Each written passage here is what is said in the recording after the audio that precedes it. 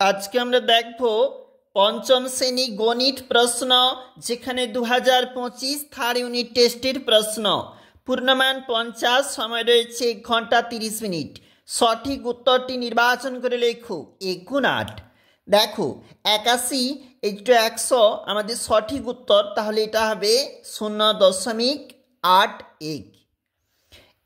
এখানে কয়েকটা সংখ্যা রয়েছে, তাকে ছোট থেকে বড় হিসাবে সাজালে যেমনটা হবে, অর্থাৎ 0.06, 0.22, 0.38।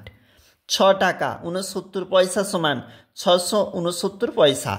একটি রশ্মির প্রান্তবিন্দু থাকে একটি, বরের টোপরের আকৃতি শঙ্কু এর মতো। দেখো পরের যে প্রশ্ন, এখানে আবার চলে যাব একটু। ঘনবস্তুর মাত্রা 3টি, 3 ডজন ডিম, 36টি ডিম। সমকোণী ত্রিভুজের বৃহত্তম বাহুকে বলে অতিভুজ।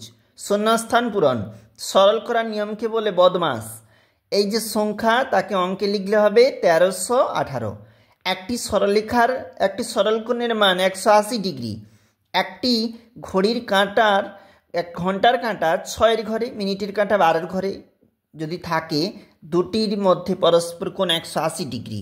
বৃত্তের বৃহত্তম যাকে বলে ব্যাস, আর আয়তঘনের ভূমি ত্রিভুজাকার হলে তাকে বলা হয় প্রিজম।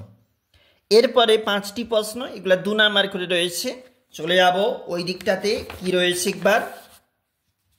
ওপরের দিকে রয়েছে 2 নাম্বারের প্রশ্ন, আর নিচে রয়েছে 4 গুণ 5, 4 নাম্বার করে। এগুলা প্রশ্নের যে মান অবশ্যই দেখবে, প্রতি প্রশ্নে গুরুত্বপূর্ণ।